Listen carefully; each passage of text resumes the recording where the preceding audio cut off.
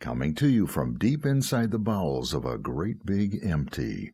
Get ready for another episode of The Home Defense Show with Skip Coryell.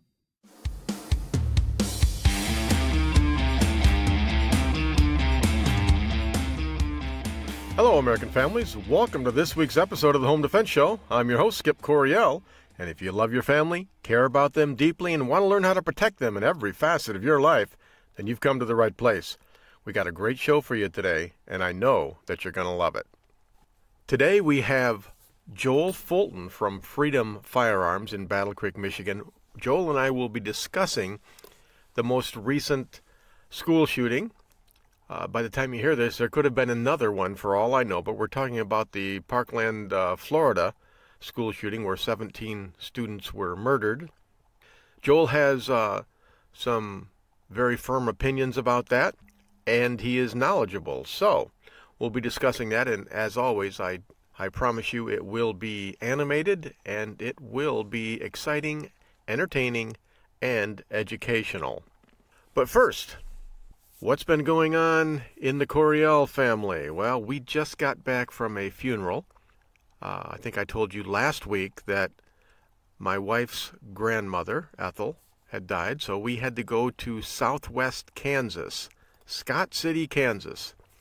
It is about an 18-hour drive, and I tell you, well, actually, if you MapQuest it, I think it's only about 16 hours, but you have to add a half hour for every kid, and then add a half hour for your wife. So it comes to about 18 hours, provided you have good weather. So we just got back from Kansas, and I can honestly say, Toto, I don't think I'm in Kansas anymore. I'm sorry, I had to say that. But we had a great time down there. I love Kansas. Rural Kansas is just an awesome place. People are so down to earth. They're a lot like me, so I really get along with these Kansas wheat farmers. I am determined to get back into shape this year. So before I left for Kansas, I ordered a brand new treadmill. It's not the best on the market. I think it's a $700-800 treadmill. But I think it'll do the job. It just has to be able to support, a fat, aging old man who's trying to get back into shape. So I probably won't be that rough on it. I am determined. I'm going to use that treadmill every single day. I can't guarantee I'll hit any top speeds or break any NASCAR records, but I'll do the best I can with what I got. Folks, we've got a lot of stuff here today, so I'm not going to belabor my personal life here. I have been chomping at the bit to do the show. Usually I do the show on Friday. I've been thinking a lot about this mass shooter stuff. It's just the school shootings. It's just been driving me crazy.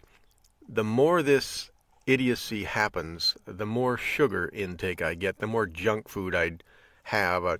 Mountain Dew, Frappuccino, Doritos, M&Ms.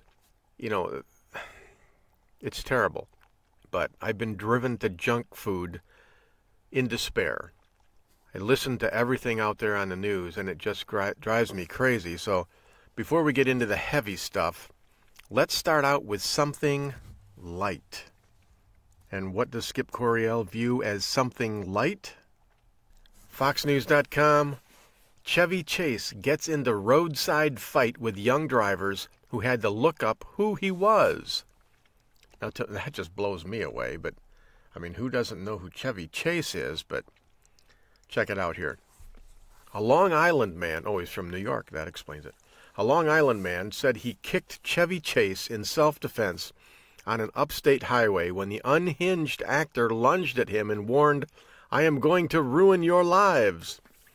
Michael Landrio, 22, a UPS worker from East Patchogue, told the Post that he and his girlfriend and another couple were headed north to go snowmobiling February 9 when a blue Mercedes flashed its lights at them and pulled next to them at the Governor Mario M. Cuomo Bridge. Quote, "We were in the right lane, and as we came up to the bridge, we went to the middle lane," he said, in his parents' home in Suffolk County. It was an old guy. I bet that's got to make Chevy Chase feel good. It was an old guy yelling, something we couldn't hear, super pissed off. We just tried to get the heck away from him. He followed us the whole length of the bridge, driving crazy. That reminds me of, what was that, Family Vacation? Oh, gosh. In Christmas Vacation, he gets in these road rage incidents. Apparently, art, imitates life, or life imitates art. One of the two. My friend opened his window and just said, "I apologize. We were just trying to go upstate." Adding that the Mercedes blocked their vehicle. Boy, just like the movie. He said, "You know who the F I am?" Landrio said Chase screamed. Then he started cursing at me for no reason and said, "I'm going to ruin your lives." I said, "F you." Okay, well, that'll de-escalate things, won't it? Then he yanks open their car door and yells, "I'm going to punch you in the nose." And he came after me and had his hands in my face, he continued. I said, "Get the F away from me." Landrio said Chase, who at this point was inside Landrio's car attacking him, threw a punch that missed. Landrio said he then kicked the out-of-control Chase, sending him flying out of the car, into his Mercedes, and onto the ground. I closed my car door and locked it, but he was still trying to get in at me when a nurse and an off-duty cop escorted him away. This is funny. I didn't know who he was. I was just trying to defend myself. He was physically trying to harm me, he said, adding that the cop told him his attacker was none other than Chevy Chase of Saturday Night Live and Caddyshack fame. I looked him up on Google, and I still didn't know who he was. He said, "He didn't look like he looked when he made his movies." Well, my dear young 22-year-old man in your prime, when you're 74 years old, you're not going to look the same either. Oh, boy. A few notes about this, folks. In road rage, the last thing you want to do is pull over and try to talk to the person who is out of control. Call the police. If you have a passenger, let them videotape what's going on. And just try to get away. You don't have to speed. I mean, this has happened to me before, too. You just remain calm. Don't pull over. Don't stop. Don't play into their hands. This person could be Charles Manson's demon for all you know. Just stay away from them. Don't engage them. De-escalate at every turn. All right, well, that's the light stuff that we have today. What else do we have here? Oh, this is from local10.com. Here is what you need to know about armed deputy who failed to act during school shooting. Obviously, they're talking about Deputy Scott Peterson. Scott Peterson stood outside for 4 minutes during the shooting, sheriff says. And that just amazes me. As gunfire erupted within Marjorie Stoneman Douglas High School, the armed deputy who was tasked with protecting the children of the Parkland community is accused of taking cover to protect himself instead of doing what he had been paid and trained to do. He's more than accused of it. He's on videotape hiding behind a concrete wall.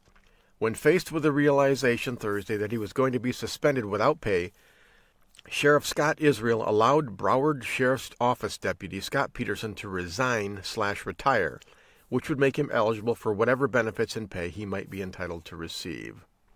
I'm not sure he should get those.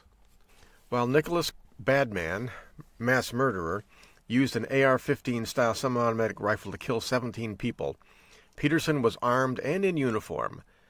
Sheriff Israel said he was seen taking up a position outside of the west side of Building 12 during the massacre, and he never went in. According to a Coral Springs police officer, Peterson hid behind a concrete column near the stairs. Israel said crews began shooting at 2:21 p.m. and exited the building about 2:27 p.m. Peterson, who this deputy sheriff, towers over 6 feet tall, was outside the building for 4 minutes, according to Israel. His actions appeared to contradict what his superiors expected of him. No kidding. For any police who are listening, we don't expect you to cower outside while our children are being murdered. We expect you to go do something about that. I understand that the Supreme Court has ruled that you're under no legal obligation to protect us, but you damn well better get the hell off from behind that concrete bunker and get your freaking ass inside and kill the bad guy. I'm getting emotional. Let me relax. They were also inconsistent with his most recent employee evaluation, stating that he took pride in protecting the students, faculty, and staff, and was dependable and reliable. Right. I'm sorry. The evaluation was not correct. You know, part of the problem here is none of us really know how we're going to respond when our life is in danger. Some of us rise to the occasion, and we go in with fangs bared and we take out the trash. Others wet our pants and cower underneath a desk or a chair and wait to be slaughtered. Apparently, this man was fine, this deputy was fine when he was dealing with non-life-threatening issues, but when it came to actually putting himself in danger to protect children, he wasn't up to it. And this guy was 54 years old. I just can't. I'm sorry, folks. It's blowing me away. I am so angry at the cop. I mean, I expect the deranged madman who is demon-possessed, I expect him to go in there and shoot and kill innocent people. I don't expect the deputy sheriff to hide behind a stone wall until it's safe to come out.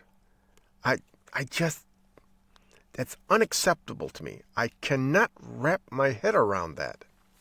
The 54-year-old veteran had been working at Marjorie Stoneman Douglas High School since 2009, so he's been there for 8 years. Sheriff Israel said that he retired from his position as school resource officer Thursday after learning from Lieutenant Barry Lindquist that he was under investigation. He received numerous awards during his tenure. In 2013, Parkland officials named him Parkland Employee of the Year. You know, I'm guessing he's not going to get that in 2018. I mean, I'm going out on a limb here, but I'm guessing he's not going to get it in 2018. The department recognized Peterson as School Resource Officer of the Year for proving to be reliable in handling issues with tact and judgment in 2014. Well, his judgment in this case was to hide and wait till all the children were dead. Brother. Records show his base pay was over $100,000 a year? $100,000 to hide behind a stone wall? You know, just my opinion.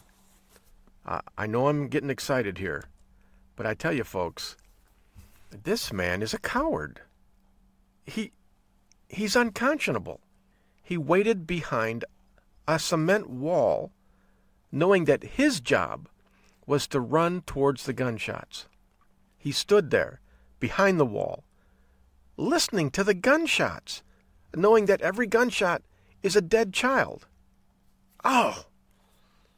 You know, it's one thing for the high schoolers to do that. I don't understand that either. I don't understand why kids hide down underneath their desk and wait to be systematically slaughtered. This happened in Sutherland Springs, too. It happens over and over and over again. Folks, pull your head out of your rectums. Do not wait to be slaughtered. But this cop, I'm sorry, he is not representative of the law enforcement community. And I'm sure there are a lot of police officers that are just as mad at this guy as I am, because he's making them all look bad. He had his moment. He could have been the hero. He could have saved lives. Instead, he saved his own cowardly yellow ass. Well, I think I need to take a break here. I'm going to have to stay away from the caffeine today, but I'll have a few M&Ms anyways. Chocolate is what I need right now. All right, folks, we got a 2-minute break. While I'm away, go ahead and check out firearmslegal.com/MidwestTactical. Get yourself protected legally, and then go out to elitefirearms.us and learn about Larry Jackson and all he can do for your family to help protect them. When we come back, we'll be speaking with Joel Fulton from Freedom Firearms in Battle Creek, Michigan, and I will try to stay calm. This is Skip Coryell on the Home Defense Show. Don't go anywhere. We will be right back.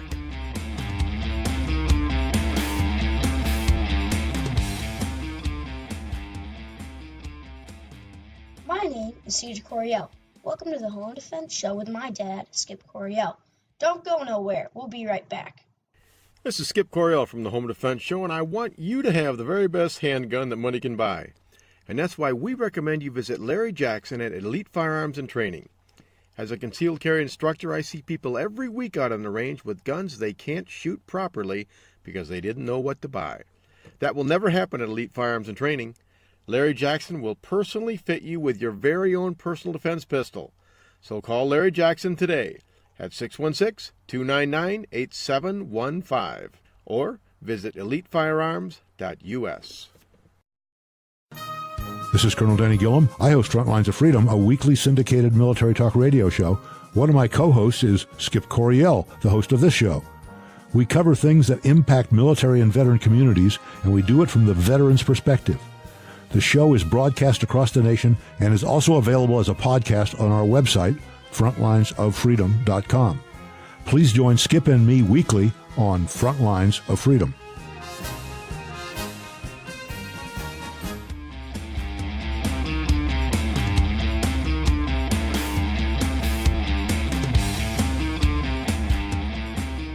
Okay, folks, welcome back to the Home Defense Show. This is your host, Skip Coryell. I am speaking now with one of my favorite firearms instructors, Joel Fulton from Freedom Firearms in Battle Creek, Michigan. Joel Fulton, welcome to the Home Defense Show. Skip, it's great to be back on with you. All right, yeah, it's been a few weeks. I like to have you on once a month simply because you know everything about everything except for the things that you don't know. But even those you have an opinion on. Are you speechless? Oh, I was waiting for you to say something else and give me an out there. I'm like, yeah. I mean, geez. No. Well, actually, and sometimes Joel, people say, hey, I mean, my head's already big enough to, it's hard enough to turn sideways to fit through the door sometimes. Well, Joel, in the news lately, it's been saturated, 24/7 with school shooting stories, information, all kinds of stuff.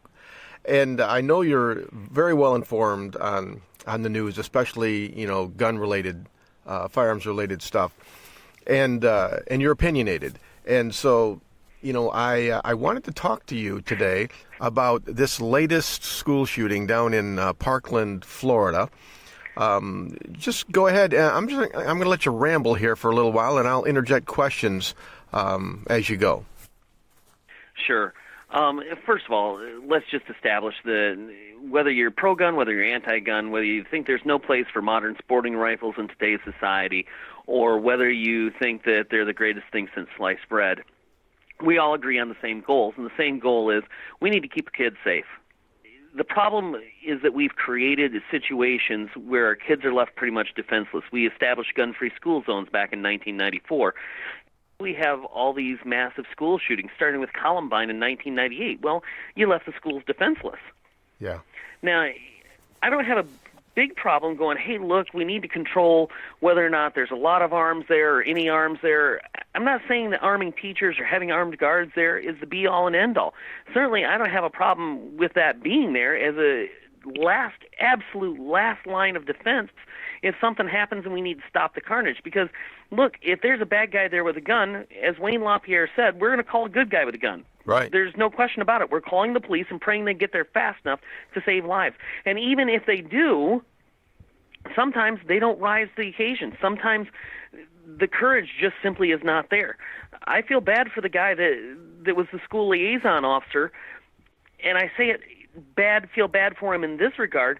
He had his moment, and he wasn't able to rise to that occasion. He, for whatever reason, decided to wait for backup instead of directly addressing the shooter. And perhaps it's because he got lackadaisical, and because he was a school liaison officer, he didn't wear his vest anymore. If I've got a vest on, it's going to give me a little more courage to be able to go and face somebody, knowing that if I take a round or two, I'll probably going to survive it. So perhaps he didn't have the right equipment available to him, or he neglected to wear it that day. Perhaps, whatever reason he may have had, the fact of the matter is he's going to live with that guilt for the rest of his life if he can live with it. Yeah. He's going to be damaged beyond belief. So I feel bad in that regard. I also feel bad that we didn't directly address the shooter, and we have 17 dead Plus, we should have had layers of security. There are so many layers of security that I can apply to a school, just like I would apply to a jewelry store or any other valuable retail store to keep people from getting in. We do it in the firearms industry all the time. I have multiple layers of security. I don't let you drive through the side of my building because I put up barriers. I put up pylons and posts. I make sure that you can't break through my windows because I either have them chained shut or plastic window treatments if I want to be inobtrusive so it doesn't look like I've got my kids in a prison. Window sheeting, just like I do in between a windshield on a car to make it shatterproof. Same kind of thing on ground floor windows, so that nobody can shoot through them, shatter through them, and get into the school through an unauthorized entrance. I make sure that all of my doors are locked at all times. When I do have entrances, it's controlled entry, and only the people that are supposed to get in can. I make sure that I have procedures in place. Perhaps we're going to have to get some systems in our schools where it determines if there's a fire alarm pulled. We send somebody there to determine whether or not there's a fire before we announce there is actually indeed a fire. We do need you to exit the building at this time, because he used that protocol against our students. He pulled a fire alarm knowing everybody would file out into the hallways. Yeah. He used protocols against you. So, and when we train our students, we have to recognize that the enemy is from within. They're going to know the procedures and the protocols. So we have to try and safeguard against that. Look, there's some things that we can do to identify. First, we try to deter, but we also need to identify where are these problem kids at. In this case, it was actually done. 39 visits in 5 years by law enforcement. Mm-hmm. And somewhere we didn't run the red flag up somewhere. Somebody notified the FBI, and it wasn't enough of a crisis yet. How much do we have to do before we say see something, say something? People are seeing something, they're saying something, and nothing gets done about it. Eventually, people quit crying wolf about it. They go, okay, everybody else is ignoring it, so am I. What is it that we could have done? Could somebody have befriended this kid? You know, what is it that makes one of my classmates want to suddenly shoot me? What have I done to one of my classmates that would drive them to that level of anger? There's just so many variables and so many things that can be done differently. Don't ostracize. Be friendly. And I know that's hard. You know, when I was a kid, I got picked on unmercifully in school. But at the same time, I didn't think about going and killing anybody either. Yeah. It was a different time. Different time. Kids were different back then. I remember that. I mean, you know, I was not the most popular kid in school. That's probably hard for you to believe, but it's true. It's hard for me to imagine. I know, but I wasn't, and I got picked on a little bit. But, you know, even bullies back then, they were dealt with either by the students or by the teachers. It wasn't acceptable. You know, but all of this stuff, you know, basically I think what happened is it was like a perfect storm. You know, anything that could go wrong went wrong. You know, the person that was supposed to protect them for whatever reason, and I gotta be honest with you, it sounds like he just didn't want to go in there and risk his own life. I mean, I don't know that for sure, but he stood out there for 4 minutes knowing that kids were being slaughtered inside. It sounds to me like this guy was a coward. He's going to be living with that for the rest of his life. You hesitate. I mean, 4 minutes, it's a long time. Yeah. Did you freeze? Did you not have a plan? You know, you're a school liaison officer for 7 years, and I think it was since 2010 they said he was a school liaison officer. But let me ask you this question. Did the Marines ever send you into a battle or send you into a situation that they hadn't trained or prepared you for yet? No, not really. They had prepared you. You had trained, you'd practiced, you'd done a lot of, you know, fighting and, you know, mock combat before you went there, so you knew what you were doing, right? Well, they sent me to Battle Creek. I mean, that's a war zone. I get it, but, you know, and right now I'm over on the Detroit side of the state. I'm over in Taylor, Michigan, actually. I'm at Top Gun doing a United States Concealed Carry Association instructor class, some fantastic instructors over here. But I tell you what, I can't say enough good about them. It's been great working with these guys for the last couple of days. I'm not really training them to be instructors so much as I am teaching them some new material. They're already NRA instructors, and I'll tell you what, I love to see good things going on in other areas of the state because it gives me confidence that we've got some consistency in training across the state, and these guys are definitely doing their part to uphold that training. Yeah. But getting back to what I was talking about, this guy's a school liaison officer, and I bet he had lots of training on how to interact with the kids, how to be a mentor, how to do a lot of different things. But did he ever have any training on how to go into a school system, what he was going to use for cover, what he wasn't going to use for cover, how he was going to tactically get through the building and seek the shooter right away and go to his location? Did they ever train for that? And if they're not training for that, then I'm going to tell you that's probably why he froze. There was no training. There was no roadmap. There was no plan on what to do. We have to have a plan. There has to be an emergency response plan. It has to be practiced, and people need to know what to do, all the way from students to teachers to administrators to our school liaison officer. And I'm betting he never had any training on that. I'm betting they didn't go through that scenario and practice it. And because of that, in that moment, he froze. You know, Joel, I'm not going to make that assumption. I'm not going to assume that he was a coward either, because we just flat out really don't know yet. I mean, he's not talking to anyone. He's not giving any interviews. He's resigned, in disgrace, all of those things. But what I can't wrap my head around is I can't imagine, 18, 19 years after Columbine, not having the training by someplace like this was Broward County. I can't imagine them not having adequate training in place for active shooter scenario for their school resource officers. How could that even happen? Well, I'm going to bet that a lot of that happens and that very little is being done in our police circles, because think about it this way.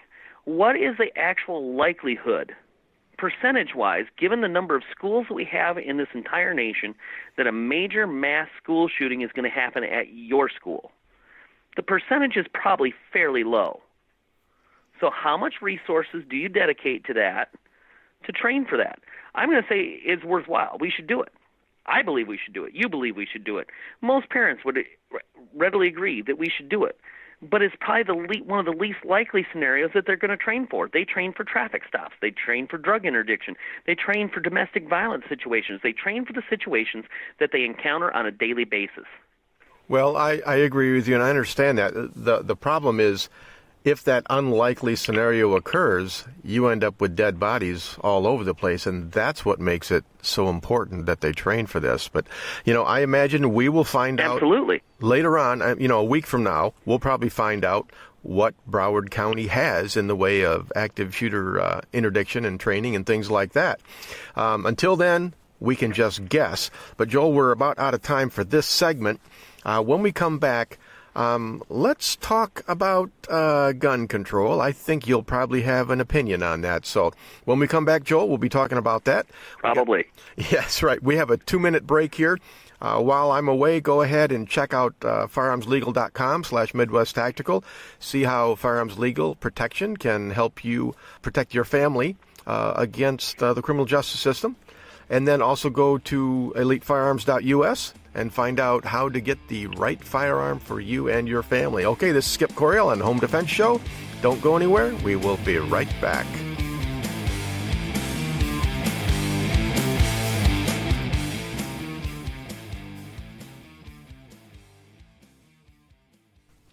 This is Felix Coryell on the Home Defense Show. Always use guns safely and wisely. Stay tuned. We'll be right back. Hey folks, I want to tell you about my book, Civilian Combat, the Concealed Carry Book. More and more people across the country are seeing the dangers in society and are deciding to carry concealed to protect themselves and their families. My new book lays it out step by step. It'll teach you how to protect and defend the ones you love. Get the benefit of 17 years of teaching experience and a lifetime of training for this important role in society and in your family. You can get Civilian Combat real easy. Just go to Amazon.com, search on Skip Coryell Civilian Combat, and it'll pop right up there. Don't put it off any longer. Get Civilian Combat, the Concealed Carry Book by yours truly. Wouldn't it be wonderful if life was like the movies and the good guys always won? In today's world, if you're forced to use your firearm to protect yourself, you will need protection. Firearms Legal Protection is here for you. FLP provides you with seasoned, experienced attorneys that handle your criminal and civil matters as a result of you protecting yourself. FirearmsLegal.com provides its members with uncapped attorney's fees, bail bond protection, and coverage in all 50 states. We are not a reimbursement plan. You can access uncapped attorney's fees for as low as $10 a month. Firearms Legal members are provided with educational services, training videos, and access to our vast national attorney network. While you're protecting yourself, let Firearms Legal protect you. Listen up, folks. This is important. There are plenty of legal protection services out there, but none will protect you as well as Firearms Legal Protection. This is the one I use and the only one I recommend. Visit firearmslegal.com/Midwest Tactical and protect your family now.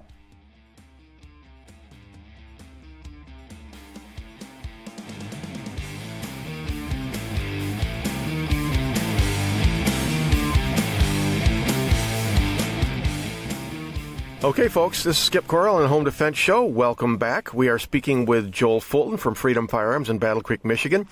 Joel, you know, the mainstream media, the far left, they are crying for all kinds of things. They want to ban AR-15s. They want to raise the age that people can purchase firearms. They want to do whatever they can and not let this opportunity go to waste. Just what do you think? You know, should we ban firearms or AR-15s? Should we raise the legal purchasing age to 21? What is your opinion? Well, the truth of the matter is are we identifying the problem, or are we trying to treat symptoms? If all we're trying to do is treat symptoms, then we're not identifying the real problem, and we're not addressing the real root problem. It's not about the firearm. It's not about what they had access to or could get. Look, we've been fighting to fix NICS since just after 2012. The National Shooting Sports Foundation, in conjunction with the National Rifle Association, has been fighting. We've gotten almost 20 states at the state level to pass fix NICS legislation. So NICS, National Instant Check System, NICS, is the system by which all commercial firearms dealers have to do a check in order to sell that particular firearm to a particular individual. We got to get permission to sell it to them. They have to pass a name-based criminal background check at the federal level every single time we sell a gun, or have a document that exempts them from that check because they've had a better check that's fingerprint-based, such as a Michigan concealed pistol license. So unless they have one of those, they don't get a gun. Well, the problem is that states and court systems haven't got the requisite resources, or they ignore it, and they don't send up the information that they should be sending to the NICS system so those prohibited persons are there in the first place. I believe that's what we're talking about. We're talking about government systems that are already failing us because they aren't good enough. Okay? So there's no reason why we have it in place if we're not going to make it as good as it can be. Now, there's some that argue that, I shouldn't have to go through that in the first place, and the purists and that kind of stuff. And I go, you know what? Okay, I get it. But the fact of the matter is it does prevent people from legally obtaining them. Now, just because I prevented somebody from legally obtaining them doesn't stop them from walking down the street to the local drug house and for $50 getting a gun anyway. Mm-hmm. And it's not the AR-15. It's not the rate of fire. I can do just as much damage. If you look at every single mass shooting we've ever had, the rate of fire and the number of people killed per minute isn't much more than 1 or 2 on average in the 8 or 9 minutes that it takes police on average to show up to the scene. So it's not about the rate of fire. It's not about how many magazine changes they have to make. It's not about that. It's about being able to fire and have defenseless victims that can't stop anything. And it's about teaching mentality and attitude. When people resist, when people lock doors, when people make it so that there's barriers so that the gunman can't get to them, he gets frustrated. He doesn't have time. He knows he's on a limited time frame, and he wants to get as many victims as possible. So locked doors, barriers, fighting back, victim response makes a difference in how effective the shooter or how effective the killer is. So by doing these things and by understanding the psychology that goes into this and the things that we can do to lessen this, then we can start to stop the killers. They're after a body count. They're angry. They want to lash out. They've been failures and losers their entire lives. They're not afraid to die. Most of them kill themselves afterward. What they are afraid is the universal fear of failure. So we have to make it so that when we harden our targets, when we make these soft targets, these easy targets harder to get to, what we're doing is we're deterring them. We're making sure that they can't be successful, that we assure their failure. And if they're going to fail, they won't try in the first place. Nobody plays a game they can't win. So, Joel, what can we do to ensure that they believe they will fail so they won't try in the first place? Oh, there's a school in Indiana that spent like $500,000 on their building. They had fog machines to disorient a shooter or a killer if he was in the hallway. They had automatic locking doors. They had systems where from the office you could automatically lock all interior classroom doors. Quite frankly, all interior classroom doors should be automatically locked. You can't get in during the school hour. The only time the door opens is when you're transferring classes. During the school hour, there's no reason for anybody to be coming in and out. The doors should be locked, period. The plastic window treatments on windows, metal detectors at the door for when kids are coming in and out of school for the day. We already do metal detectors. Metal detectors are on Battle Creek Public Schools downtown. Look, kids are not going to look at that and go, oh my goodness, I'm in a prison, and be terrified. They're going to have a sense of security at this point. They need to feel secure. There's kids that are scared to go to school right now, and we need to aid in their safety and their security. So we need to give them these things so that they can start to feel secure, so that they can learn again. The ultimate goal is I need them to learn while they're at school, not be terrified as to whether or not their classmate's going to shoot them. Yeah. What about arming the teachers? What do you think? Sure. As a last resort, I don't have a problem doing that. I'm saying there's a lot of things that I can do even without arming teachers and publicize it that's probably going to deter the shooter so that the teacher never has to use the firearm in the first place. The firearm is always a tool of last resort. I am not opposed to that last line of defense. But look, if you as a school board or you as a community member or whatever else are opposed to that, at least do the other things first. Get those things done and do them immediately. Put those things in place and get your kids some layers of security and some layers of safety. I'm all for the trained teachers in schools. I know a lot of sheriffs are doing it around the nation. Butler County down in Ohio. There's another sheriff that's starting to arm teachers out in Texas. Look, I don't have a problem with that. But do the other layers first as well. In conjunction, we all do multiple layers of security. You don't teach somebody to just use a gun to protect themselves. You teach them awareness and avoidance. So let's focus on some of this awareness and avoidance stuff that I can do inside my schools as well. Well, with kids, with teenagers, they're not the same as adults. You and I, we train primarily adults. You know, they're emotionally fully developed. Their brain is fully developed. They use the rational part of their brain as opposed to the emotional part of their brain. So it's a little bit different. But, you know, maybe I'm remembering incorrectly. It's been a long time since I was a teenager.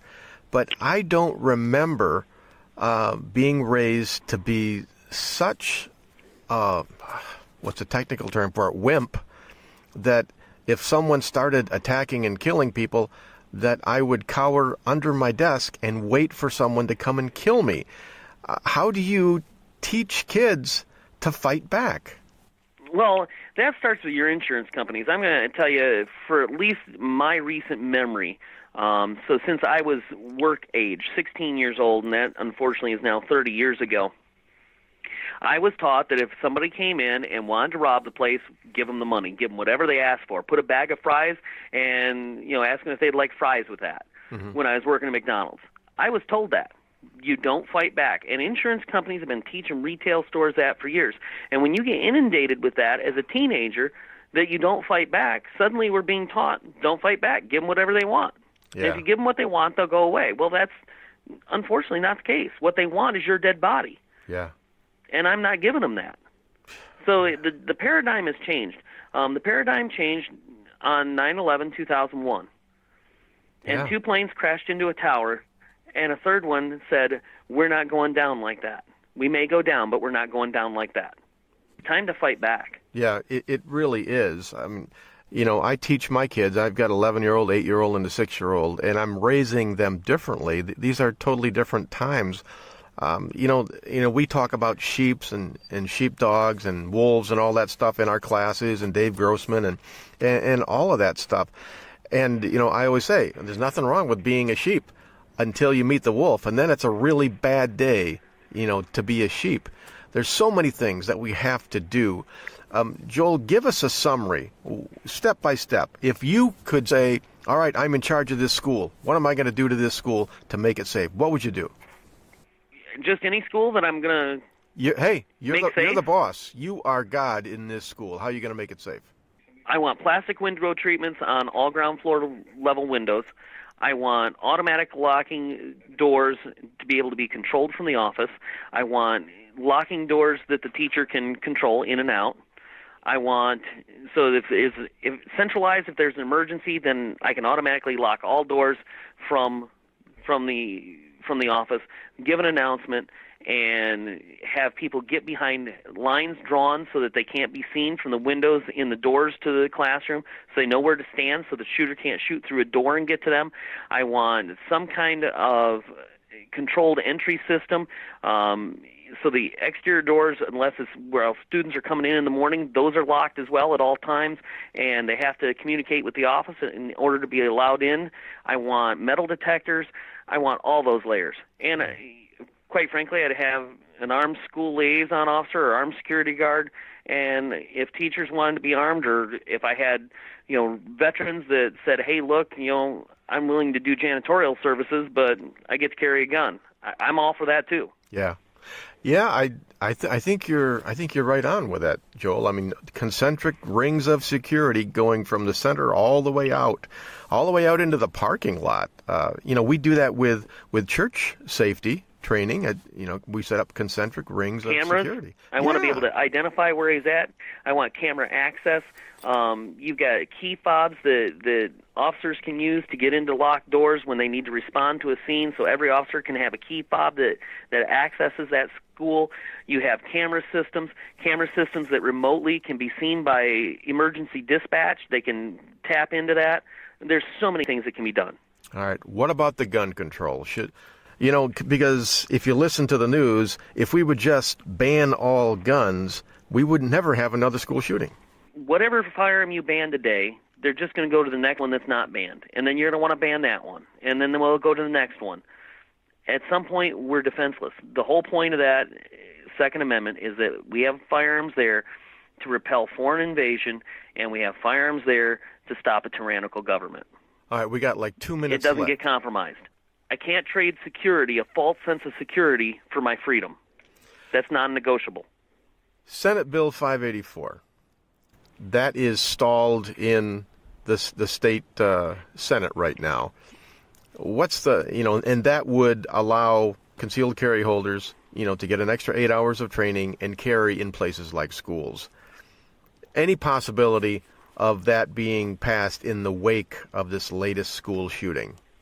Look, there's some things in that trade off a lot of open carry, and it trades off a lot of rights that I'm not sure I'm willing to trade off just for being able to carry concealed into schools. Quite frankly, the governor's already signaled he's not willing to sign that anyway. The current governor, in my opinion, is hoplophobe. He is terrified of weapons unless, of course, it's his 24-hour, 7-day-a-week security detail. Then he's okay with it. But he's not okay with it for common citizens, so I don't have a lot of stomach for this particular governor in that regard. So I'm not optimistic that will ever go anywhere anyway, because quite frankly, the governor's just not willing to sign. Yeah, I think you're right about that. I think the last time he vetoed a similar bill, I went on record as calling him a sheep, and that didn't go over very well either. But I think you're right, Joel. We can protect our airliners. Look at all the money we spent on the TSA, and we're saying we're not going to spend even a fraction of that to protect our children. We're making them go to school, but we're not going to keep them safe. We don't spend a fraction of the money on security and building security in our school buildings as we do on our football fields. Yeah, you're right. You're absolutely right. Put that in perspective. That's right. Well, Joel, hey, it's been great talking to you again, and we'll certainly have you on some more. I know you need to get back to your class now. But, Joel, before you go, tell us how can people get a hold of Freedom Firearms? They can always get a hold of us online at www.freedomfirearms.biz. They can contact the store at 269-968-4CCW. That's 968-4229. And they can always stop in and see us in Battle Creek at 539 Capitol Avenue Southwest. Just look for the great big huge gun mailbox out front. All right. Joel, thank you very much for being on the Home Defense Show. We'll let you get back to your class now. Okay, folks, 2-minute break. When we come back, we're going to give you the wrap-up, and I'll tell you what I really think. All right, this is Skip Coryell on Home Defense Show. Don't go anywhere. We will be right back.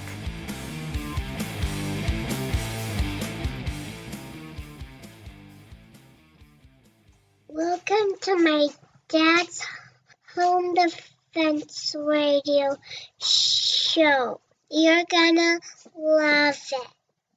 Hey folks, I want to tell you about my book, Civilian Combat, the Concealed Carry Book.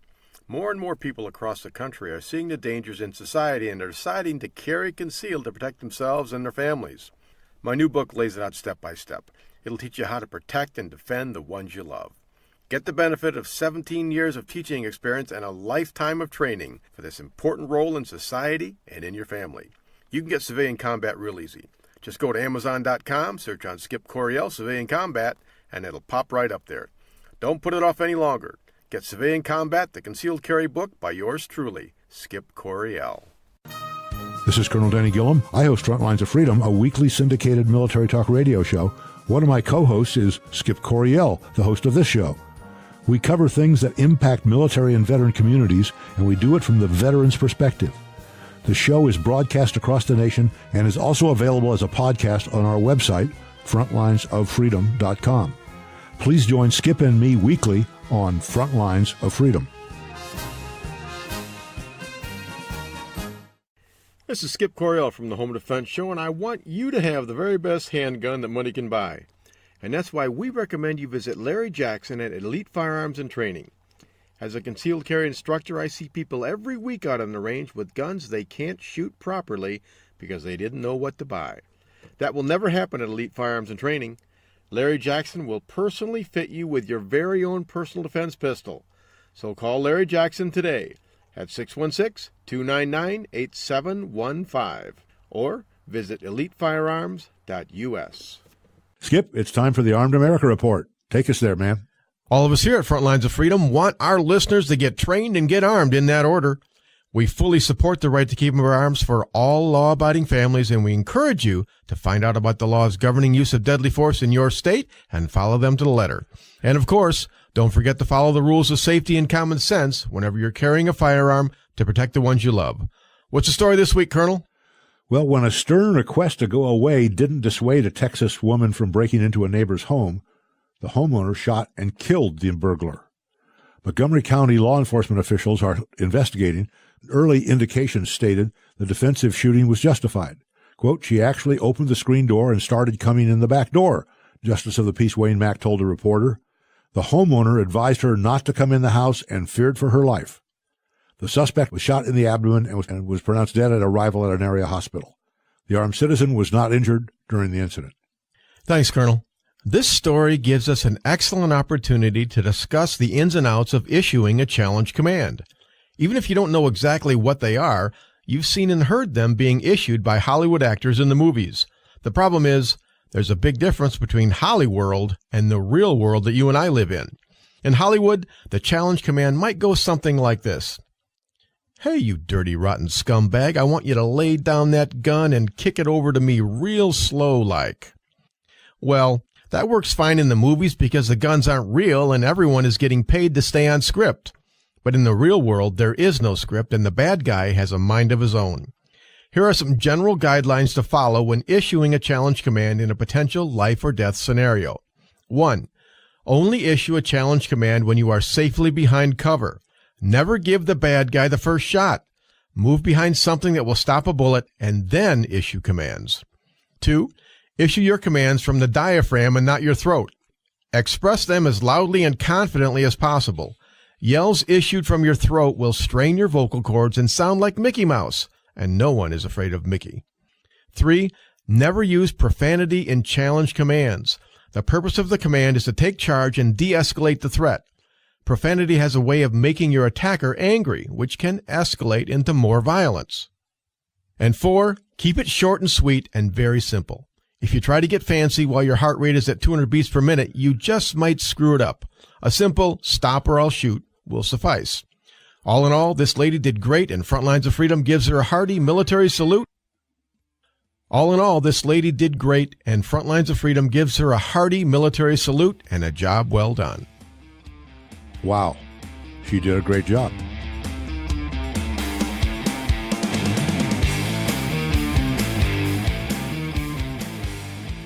Okay, folks, welcome back to the Home Defense Show. This is your host, Skip Coryell. You know, I love that Joel Fulton from Freedom Firearms in Battle Creek, Michigan. Man, that guy, I mean, he could talk the trunk off an elephant.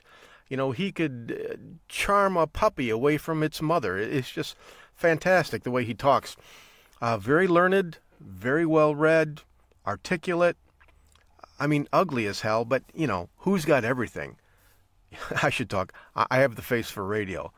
But hey, he's a good friend, and he really knows what he's talking about. So when Joel talks, you know, it's like E.F. Hutton. I listen. Now, there's so much to say about this Parkland School massacre. You know, I wrote something down. You know, it helps me to organize my thoughts. I'm definitely a much better writer than I am a speaker. So I told you in segment 4, I'm going to tell you what I really think. And, Katie, bar the door, this is what I really think. Oh boy, this is a mess. Such a mess. I have so much to say about this, so I best just launch into it, speak my mind, and let the chips fall where they may. Right now, I'm pretty mad. I'm angry at a lot of people, so let me go down the list. First, I'm mad at the crazy school killer that massacred 17 high school kids.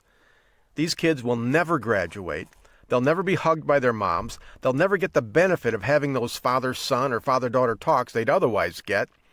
They'll miss the prom. They'll be absent their own weddings. Their children will never be born. They will never know the thrill of being a grandparent. Their lives are gone, snuffed out, just before their prime by a madman who heard the voices of a demon ordering him to kill. The murderer bears prime responsibility. He should be tried, and if found guilty, killed by the state of Florida. But I doubt that will happen. 10 years from now, he'll probably be in a psych ward, hopped up on meds, or maybe even out on parole. But what he really needs is the eternal dirt nap. And quite frankly, this man deserves death by 1,000 paper cuts, aggravated by pickle juice. Death is too good for this man. Second, I'm mad at Deputy Sheriff Scott Peterson. He was the man trained and tasked with the job of protecting these kids. He had the tools, he had the training, but apparently there was one tool he lacked, and that was courage. He cowered behind a concrete wall, listening in terror and fear as 17 kids were gunned down on his watch. The man has retired and will now grow fat on a public pension, while the parents and siblings and the victims forever weep and mourn over the loss of the ones they love. This so-called deputy does not deserve a pension. It should be stripped from him immediately. He deserves to be thrown into prison, surrounded by pictures of all the kids he failed to protect for the rest of his natural life. And the longer he lives, the better. I'm probably madder at the deputy than I am the lunatic. The lunatic was driven by demons, but Deputy Peterson was controlled by his own cowardice. Third, I'm mad at politicians. They are not at fault for these murders, but they are the ones tasked with creating laws that protect the most innocent and helpless among us. And when I say politicians, I'm not talking about just Democrats. These days, the Republicans are just as guilty. They are in control and they do nothing. They mandate that kids go to school. Then they do nothing as the children are slaughtered. They claim there isn't the money to do anything, or, here's their favorite, they can't get bipartisan support. Just give us more power, they say, and we'll be able to afford to protect our kids. We gave you the House. We gave you the Senate. We gave you the presidency. What the hell more do you want? If I give you my left nut, will that help? Do you want my wife? How about human sacrifice? Is that what you need before you can do your job? It's time for Democrats and Republicans to both learn how to compromise with each other. No one gets everything they want. I don't, so why should you? The Republicans are probably not going to get the Democrats to go along with arming teachers. That's a given. And the Democrats had damn well better not start banning firearms. If that happens, they'll be held to pay at every conceivable level. But you can allocate some money to turn our schools from soft targets into hard targets. Put in metal detectors, armed guards and police, ballistic doors and windows, automatic locks on doors. There's a lot that schools can do if they only had the money. And the school administrators, you aren't blameless either. You can spend $500,000 on a football stadium, but you can't hire a security guard for $40,000 a year? That's bullshit. Folks, this is not a brave new world that we live in. This is a cowardly, selfish new world, and it has to change. We have to start working together and implement the things we can agree on. After all, none of us want the kids to suffer and die. Problem is, some of us are willing to use the kids as pawns to get that gun control bill passed or to get concealed carry allowed in schools. Neither of those is going to happen anytime soon, so just shut the hell up and do your job. I would love to get armed teachers in school. I would love to be able to carry my concealed pistol into school and start protecting these kids, but that's not going to happen, at least not on a national scale. If the left tries to ban and confiscate firearms, then civil war will break out. I promise you that. On the other hand, if the right overplays its hand and tries to get guns in schools, then Democrats will fight them tooth and nail. And Donald Trump is not going to fix this. He doesn't have the power. And fourth, I'm mad at kids and the parents who raised them. Who told kids they have the right to flower and blossom and that no one would ever try to hurt them or that they'd never have to fight for their lives? Who? Tell me who. Because they should be thrown into prison and never heard from again. Kids, when someone tries to hurt you, then stand up, charge forward, take away that gun and shove it up their ass. Are you telling me these tough wrestlers or football players couldn't have charged this guy and disarmed him? My God, they can take on a 250-pound lineman and knock him on his butt, and they can't get one skinny little active shooter? That's ridiculous. Bottom line is, you could have done something. You could have stopped the shooter, but you didn't. Parents, take off the kid gloves and teach your kids they have the right to pursuit of happiness, but that it won't be handed to them on a silver platter. Sometimes you have to fight for your rights, even the right to live. When throughout human history has it ever not been so? Evil exists. Evil wants to kill good. Someday evil will visit at a time and place of its own choosing. When it does, you'd better be ready to man up and kick some ass. Rip off that table leg and plant it in the killer boy's skull. Pick up the fire extinguisher and bash in his head from behind. Take that sharpened pencil and drive it into his eye socket and through his brain. Only then will he stop shooting, and only then will you live. Over the past 70 years, America has been transformed from the greatest generation, the ones who defeated Nazi Germany and the Japanese, into the greatest sissy generation. It's time to stop. It's time to stand up. It's time to take names and kick ass. And those are my comments. Folks, I was reading an article about Coach Aaron Fleiss. He was from the school down there in Parkland, Florida. And when the shooter came, the coach used his body to shield some of the students. And he took the bullets that were meant for them. He had the right attitude. He was selfless. He was brave. But he didn't have the training and the tools for that job. That's what got him killed. He had the protector attitude, but he needed to have the warrior attitude.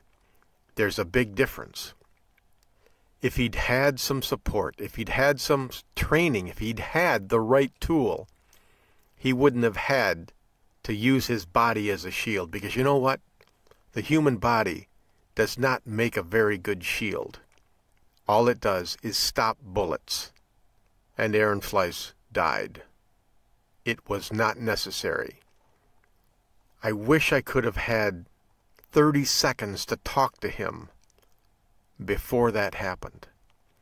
In 30 seconds, I could have given him the skills and the plan to take out that shooter without loss to his own life.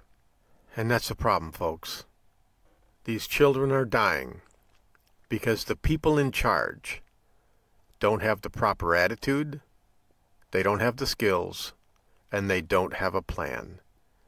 The people in charge are clueless. All they can do is scream, "Take away the guns, take away the guns." That's the easy way out. And it doesn't work. This is going to be a long road for everybody. It's not going to get better. It's going to get worse. There will be more school shootings, more church shootings, more business shootings. There will be more. It's a complicated problem. But we have to come together and we have to fix it. Short-term fix is to harden the schools. Long-term fix is to fix our society. Okay. Next week, we have a special man I'm going to interview. His name is Peter Heck. You can go on Google, do a search on Peter Heck. We are going to talk about the cultural decline in America. And it is related to home defense and school defense. How do we end up with cold-blooded killers like this? Why is our society turning them out at record numbers when 50 years ago they didn't exist? We'll talk to Peter Heck and we'll find out. Well, okay, folks. That about wraps it up for this week's episode of the Home Defense Show. Until next week, remember, your purpose in life is to find something greater than yourself and serve it. Always remember, God, family, country, in that order. It's important how you live, but it's equally important how you die. Your family and the ones you love need your protection, so train, always train, stay alert, stay alive. Until next week on the Home Defense Show, this is your host, Skip Coryell. God bless you, God bless your family, and God bless America.